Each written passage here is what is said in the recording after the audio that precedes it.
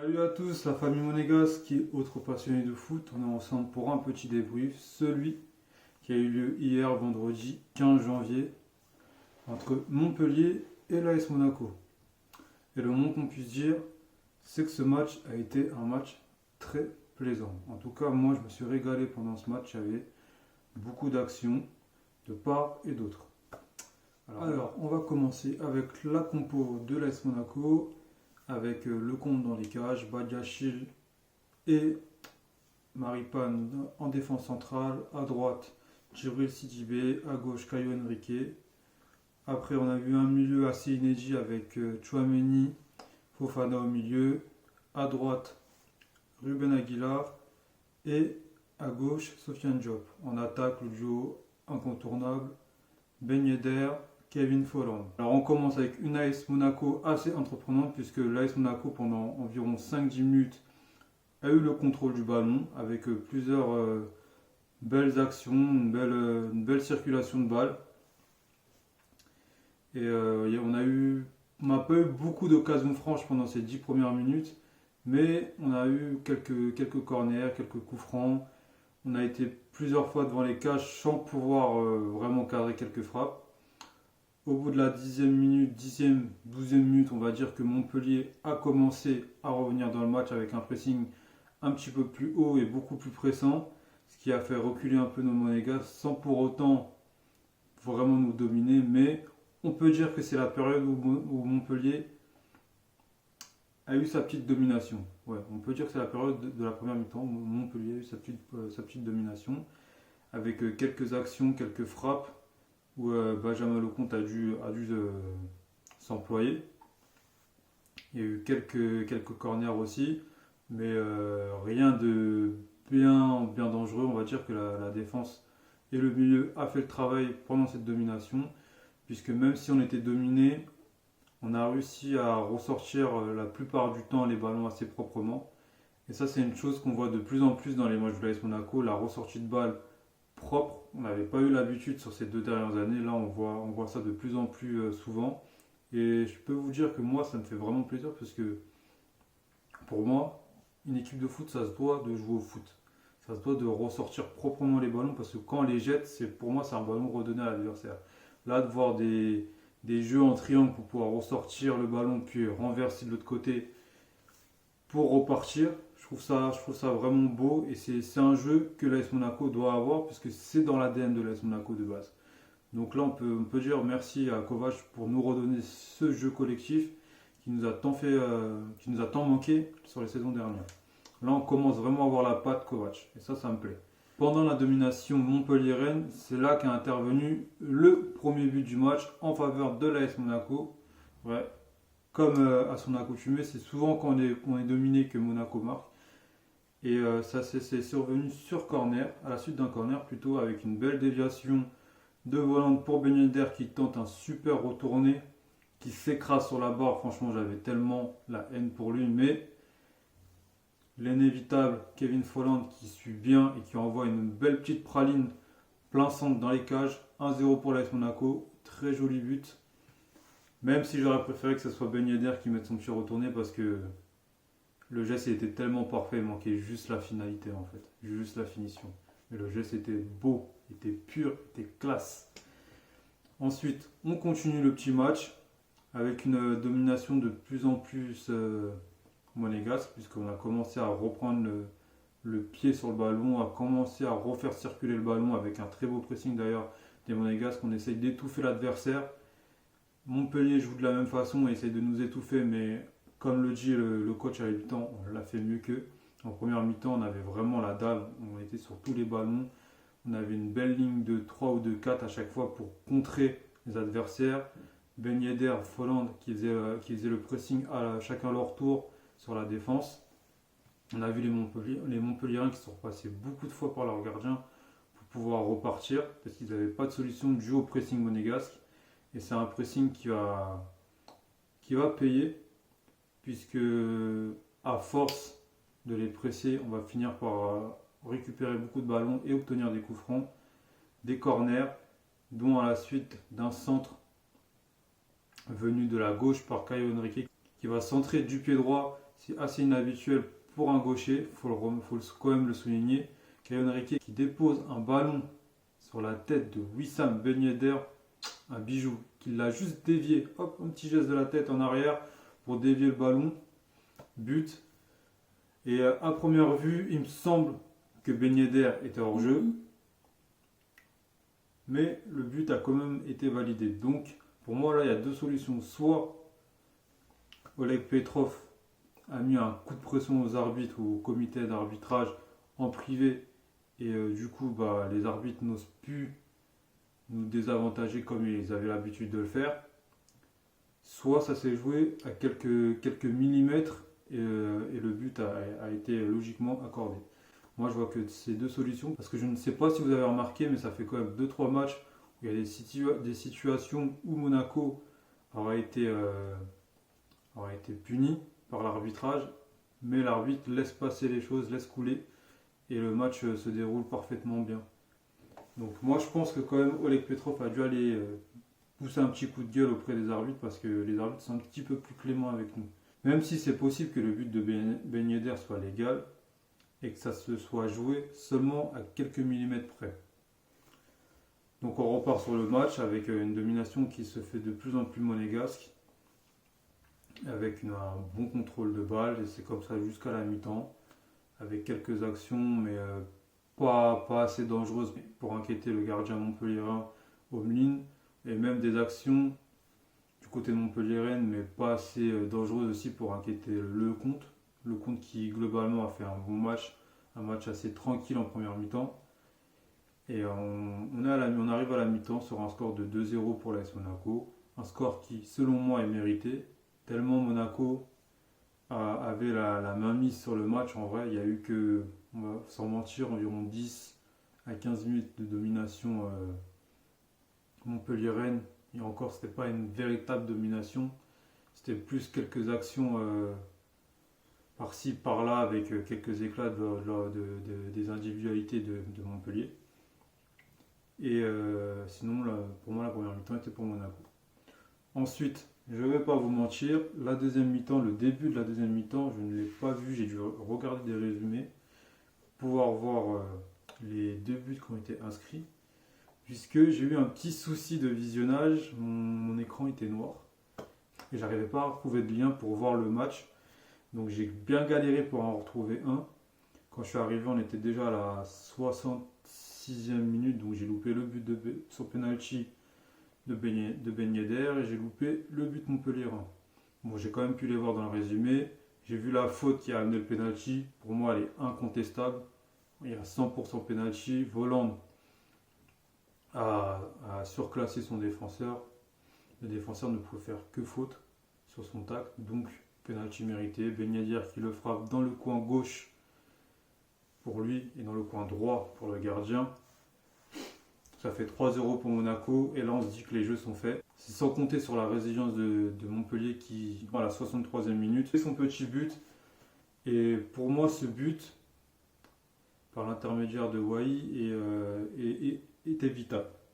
Sincèrement, je pense que ce but est évitable, puisque quand on regarde l'action, il y a Tchouaméni qui se rate complètement dans son interception, qui fait qu'il dévie, ou plutôt effleure, mais ça dévie quand même le ballon, qui empêche peut-être Laborde de marquer, mais comme le ballon a été effleuré, il revient pile poil dans les pieds du joueur montpelliérain, qui a juste à frapper en opposition, ça veut dire de remettre le ballon d'où il vient, et ça trompe le Comte. Le Comte il peut rien faire en soi, parce qu'il est pris à contre-pied, parce qu'il va vers la droite et on lui remet le ballon vers la gauche, il n'a pas le temps d'aller la chercher, même s'il essaie de faire l'effort pour la prendre, c'est impossible, ça rentre. Pour moi, il était évitable dans le sens que si Tchouaméni ne se foire pas sur l'interception, il n'y a jamais but. Et ça prend aussi à contre-pied, on va dire, ses coéquipiers, parce qu'eux, ils s'attendent à ce que Tchouaméni prenne le ballon. Donc il y a une sorte de pas d'arrêt. Et le pas d'arrêt, la mini-seconde qui s'écoule entre le raté et la prise de balle de l'attaquant, c'est fini en fait. C'est déjà les secondes de trop de perdu. Donc ça fait 3-1 pour Montpellier. Donc Montpellier reprend un peu espoir, et ils ont raison d'y croire, puisque même pas 5 minutes après, c'est autour de Delors qui marque d'une superbe talonnade, matière, je ne sais pas vraiment ce que c'est comme geste. Il met un superbe but. Pour moi, sur ce but, il n'y a rien qu'on puisse faire. Quand on voit Maripane, Maripane, il a le bon geste. Il arrive pour contrer la frappe, mais le problème, c'est que là, c'est le talent qui parle. C'est le talent de Delors. N'importe quel attaquant, on va dire d'un niveau normal, on va dire un bon attaquant, met une frappe à ce moment-là. Il met juste une frappe. Lui, Delors, il a l'intelligence de se dire que le défenseur revient sur lui. Donc, au lieu de frapper et rater sa passe, rater sa frappe en même temps, parce que dans ce temps-là, si Maripane vient pour contrer, il l'aurait contré, ou même s'il n'aurait pas réussi à avoir le ballon, la balle serait partie en sortie de but. C'était impossible de cadrer dans cette position, vu que le ballon est un peu en retrait. Lui, il est parti la chercher pour la taper de la talonnade et la mettre entre les jambes du gardien, si je dis pas de bêtises. Donc, c'est un beau but. Franchement, pour moi, c'est le talent qui parle sur ce but. Il n'y a aucune erreur défensive pour moi, à part peut-être sur le centre, avant le centre, où on peut peut-être l'empêcher de centrer, mais sur la frappe de Delors, imparable. Pour moi, c'est imparable. Il fait un vrai geste d'attaquant, un vrai geste de classe mondiale. Donc là, c'est clairement le talent qui parle. Et là, c'est Montpellier qui revient dans la course, 3-2. Ils se font de plus en plus pressants. Monaco leur laisse un peu le ballon, sans pour autant être totalement dominé, puisque Monaco va alors agir qu'en contre-attaque. Ils vont les laisser venir pour pouvoir les contre-attaquer assez rapidement, et ça a failli payer 2-3 fois, surtout sur l'action de Golovin, où Ben Yedder a sonné la révolte suite à un corner, si je ne dis pas de bêtises, où il restait un défenseur montpelliérain derrière. Donc on est en 3 contre 1. Ben Yedder fait la course qu'il faut, la belle chevauchée, il fixe son défenseur. Et il a deux choix, il a soit le choix Voland, soit le choix Golovin. Il choisit de la donner à Golovin, Golovin qui élimine le gardien, mais malheureusement pour lui, il ne met pas assez de puissance dans sa frappe, puisqu'il arrive à redresser le ballon, la course du ballon, mais comme il était un peu excentré, il n'a pas réussi à mettre assez de puissance. Et juste avant que le ballon rentre, le défenseur a enlevé le ballon, qui en même temps s'est sacrifié parce qu'il s'est tellement, comment dire, il s'est explosé le genou, le mec. Le mec enlève le ballon, mais il fracasse le poteau, il s'est explosé le genou. Je ne sais même pas comment il fait pour après continuer le match. Moi personnellement, je me fracasse le genou comme ça, c'est sûr que je ne me relève pas. Enfin bon, le score reste sur 3-2.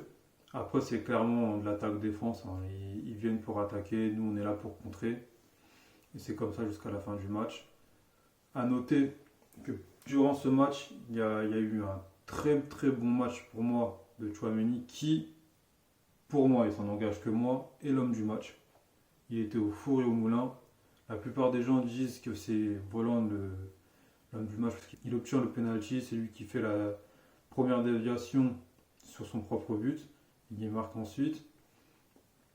Donc la plupart disent que c'est Voland. Ça peut tenir sur le terme statistique, ça peut être Voland, mais pour moi c'est Tchouaméni. Quand on sait l'importance de la bataille du milieu, Tchouaméni il était partout au milieu. Il a fait je sais pas combien de récupérations, j'ai pas les statistiques. Il en a au moins récupéré une dizaine. Sans mentir, il en a récupéré une dizaine. Tout passé par Tchouaméni, c'est lui qui a orienté le jeu. Fofana, je ne l'ai pas trouvé extraordinaire, mais je ne l'ai pas trouvé mauvais non plus. Il y a juste en première mi-temps, quand il était un petit peu trop pressé, je l'ai trouvé un peu fébrile. D'ailleurs, il nous a refait exactement la même passe que, si je ne dis pas de bêtises, c'est face à Lorient ou Angers, je ne sais plus.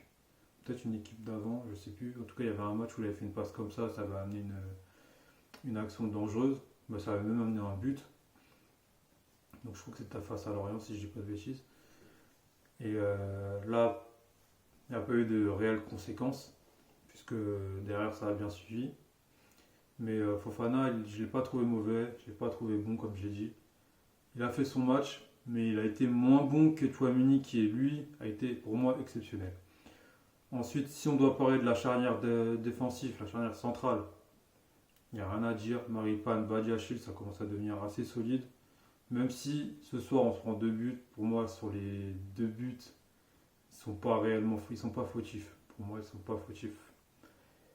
Ils font le taf, Maripane de plus en plus rassurant. Ça change du début quand il est arrivé. Quand il est arrivé, c'était vraiment, comment dire, ça faisait peur quoi. C'était lent, c'était des passes qui n'étaient pas assurées, c'était un mauvais placement. Là, il n'y a rien de tout ça. Il se passe assez bien.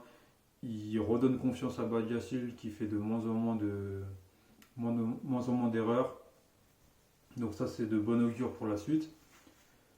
Après, Djibril Sidibé, il faut le noter, qui a fait un très bon match, un match correct. Ça fait quand même son troisième match où il est quand même assez correct dans ses matchs. Il ne fait pas trop d'erreurs. On voit qu'il est en train de retrouver un peu de rythme.